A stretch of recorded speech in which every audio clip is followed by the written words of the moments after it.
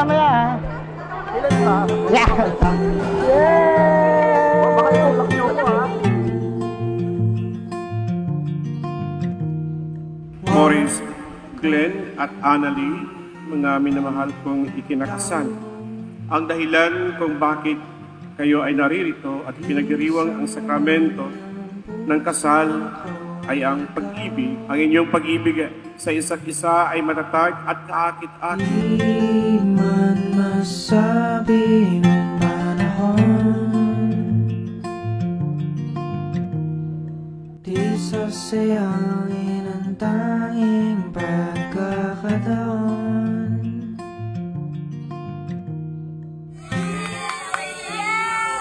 Laban! O, bawi! Laban! Charmel! Buksan na yan!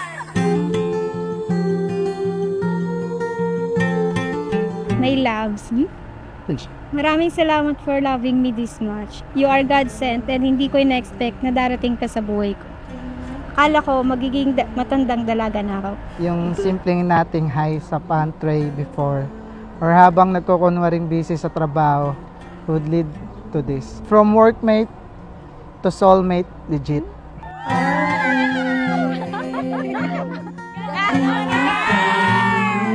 Sa halos 2 taon nating magkasama, nakita ko lahat yung kabagalan mo kumilos. Na minsan akala ko slow mo ka talaga. Yung corny mong jokes na kahit di nakakatawa, napapangiti pa rin ako.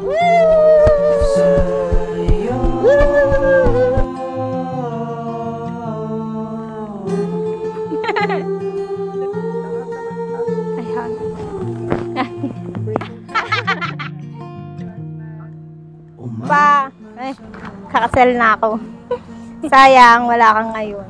Pero, kahit wala ka physically, alam ko, nandiyan ka naman lagi para sa amin. Tsaka sa puso namin. Sorry kung di ako naging mabuting anak minsan. Pero, mahal ko kayo ni Mama.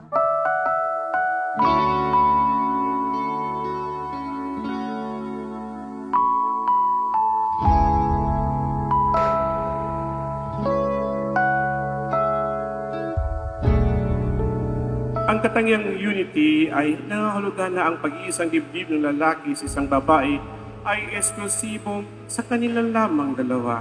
Nahuhulog. I promise na kahit gaano ka kabagal, di kita iiwan. Sabay tayong harap sa hamon ng buhay. Walang iwanan. I promise to stand by you not just when it's easy, but especially when it's get tough. Kasi ganun ka kahalaga at ganito ako ka-sure sa'yo. Hindi naman magsisisi.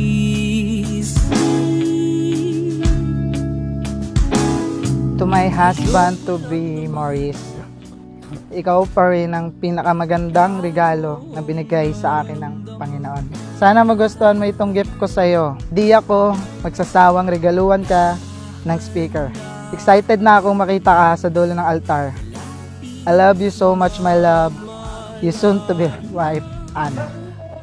Ang sarap umibig sa tamang tao. Walang imposible. Basta't huwag matago.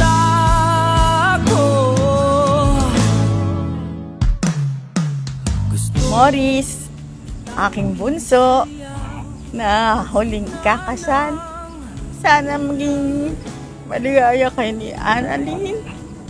Magmahalan kayo. God bless you, both of you. We love you and we will support you all the way.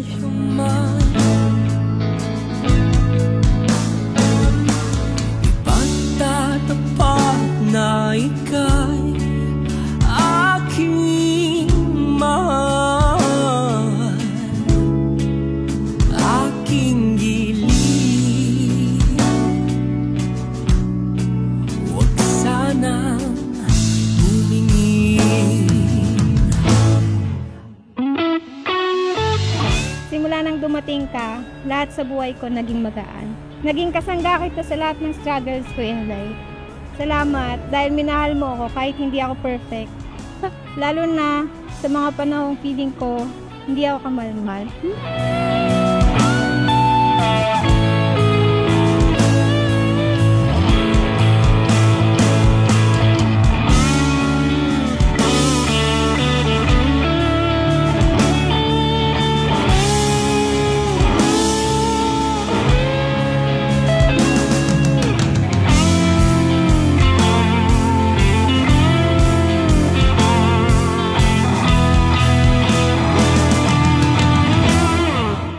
Ang sarap umibig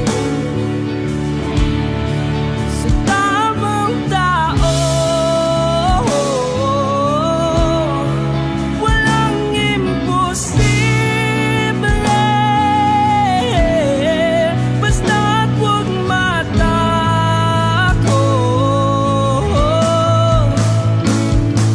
Gusto kitang isaya sa gitna ng ulan at mahawakan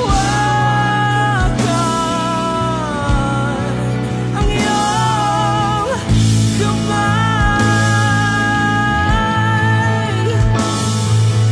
Malungkot. Pero masaya ako kasi kahit paano kahabol ka. Pag may problema, dito lang si Mama ha. Lapit lang kayo ni Morris. Kahit wala si Papa niyo, pero saya pa rin. Tears of joy to. mahal kita. No?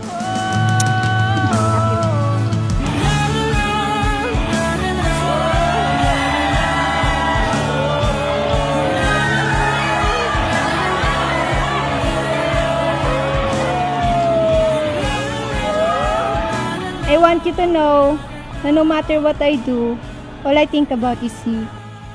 At sa araw na to, sobrang saya ng puso ko kasi mas naging sagrado na yung pagmamahalan natin. Ilang beses ko bang sasabihin, mukha kang beauty queen, kahit ika'y magsalamin, tanggalin Mike? mo man. Magpe-flex. Yeah. Isang flex naman dyan, bro. Yeah! Yung susunod na ikakasal sa amin, pinsan ko. Siyempre. Yeah! Baliktarin mo man ang mundo,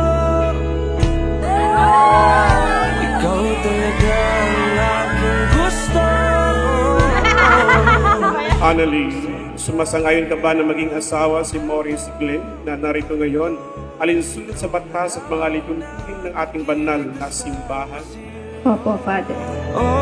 Okay, dami-raming tao sa paligid, ikaw lang ang pansin, dumadagdag pa sa isipin, pwede ba ako iyong dinggin, salusoin mo na rin, bumabagal ang pulso kapag ika'y nakatingin na sa.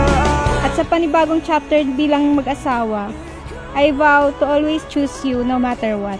Ikaw ang pipiliin ko sa araw-araw at ikaw ang mamahalin ko habang buhay. Mahal na mahal kita, Maurice Glenn Tumino. Hanggang sa pagpundan, ikaw ang Diyos sa buhay. From this day, let's do this life together. Let's turn ordinary moments into great adventures.